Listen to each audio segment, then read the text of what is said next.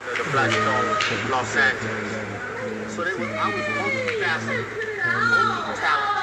I produced stuff in these television shows. I wrote books. I started plays. I started television. I started movies.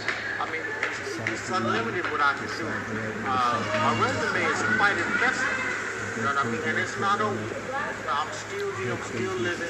It's not over. But I didn't want to go to my grave as a slave to the minimum wage. The slaves coming from New Orleans. 69, it was a time when the Panthers had just fell off, dissipated. And the city life was laid back.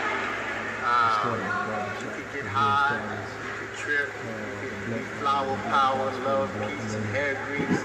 It was just a time of a mellow time, a time of cooling down. And I had gotten in 69 directly from Chicago with the hustle and bustle. Because there's 4 seasons in Chicago, so I know whatever I need to do in the summer, I need to get it done so I be comfortable in the winter. And that's how my state, my mentality was. So I was just on the go all the time, always going. What I found out is that people are afraid of a man who acts wisely. And that tripped me. I was much wiser than my years. And even in the banging part of it, we were in the 6th grade, and they would send junior high school kids to jump on us. And when we got in the junior high, they sent high school kids. When we got into high school, they sent grown-ups. So whatever it was always something that was older or supposed to be worse than we were. So we were smart enough to maintain it and keep our respect. And when we first came to LA, you were in the area that's now known as the city. Correct. The Stones are at. Correct.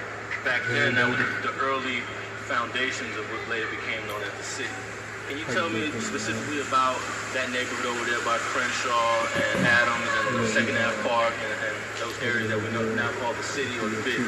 It's a historic place. It's got old mansions and it's a lovely place. It's a beautiful place to be. We didn't know that at the time. We wasn't aware of the value of the architect that was over here.